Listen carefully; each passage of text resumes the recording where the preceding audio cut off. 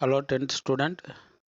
10ஆம் வகுப்பு அரசு தேர்வு இயக்கம் வெளியிட்டுள்ள ஏப்ரல் 2023க்கான விடைத்தாள் குறிப்பு. இதுதான் ஆன்சர் கீ. இதை வச்சு தான் பேப்பர் வேல்யூவேட் பண்ணுவாங்க. ஃபஸ்ட்டு 1 மார்க் அப்படியே பார்த்துட்டே வாங்க. நான் உங்களுக்கு ஜூம் பண்ணி காட்டுறேன்.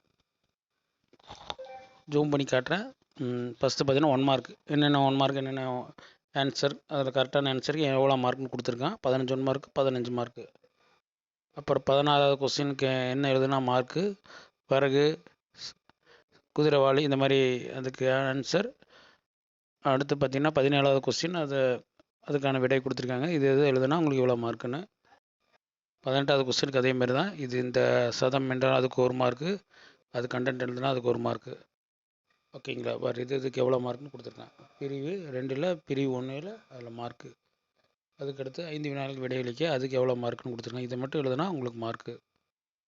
அதுக்கடுத்து 24வது கொஸ்டின், ஒழித்து அது பிரித்து எழுதுனா அதுக்கு 1 மார்க்கு. பகுதி, சந்தி, இடைநிலை எழுதுனா அதுக்கு 1 மார்க்கு. இதில் உங்களுக்கு தெரியும், காப்புரிமை, புயல் ஒன்று 1 மார்க்கு. செவித்திறனுக்கான கொஸ்டின், அது வேண்டாம். அதுக்கடுத்து அன்பு செல்வன், அது உங்களுக்கு தெரியும். இதில் 1 மார்க் மாதிரி தான். மணக்கோட்டை, இதில் உங்களுக்கு வரிசையாக ஒவ்வொன்றுக்கும் ஒவ்வொரு மார்க் தான். அடுத்து மூவ் பண்ணுறேன். அடுத்து 2 மார்க்கு, அடுத்து 3 மார்க்கு. அதெல்லாம் எழுதியிருந்தால் 3 மதிப்பெண்.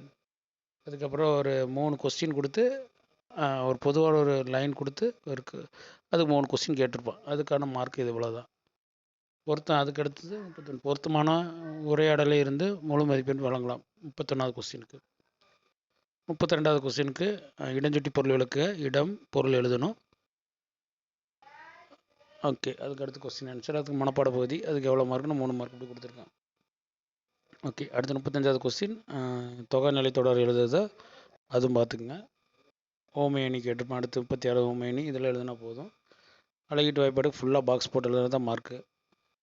எவ்வளோ ஆன்சருக்கு கொடுத்துருங்க, எவ்வளோ மார்க்குன்னு. ஓகேங்களா? இதெல்லாம் உங்களுக்கு தெரியும். அதேமாரி கட்டுரைக்கு 4 இடம், அதுக்கு 1/2 மார்க்கு. ஒரு ஹெட்டிங்கு 1/2 மார்க்கு. கண்டென்ட்டான ஹெட்டிங்கு ஒரு 2.5 மார்க்கு. அப்புறம் எல்லாமே குறிப்பு சட்டம் போட்டு நீங்கள் எழுதணும். அதெல்லாம் பார்த்துக்குங்க. ஓகே. அதுக்கு படிவத்தை விவரங்களை நிரப்பி அது தெரியும் உங்களுக்கு. பள்ளியில் நான், வீட்டில் நான், இது நில் அதற்கு அதை புக் பேக்கில் இருக்கோ அதிலேருந்து கேட்டிருக்கேன். அதில் எழுதலாம். ஓகே. அடுத்து மூவ் பண்ணுற வேண்டி பாருங்கள். எவ்வளோ மார்க் கொடுத்துருக்கான்.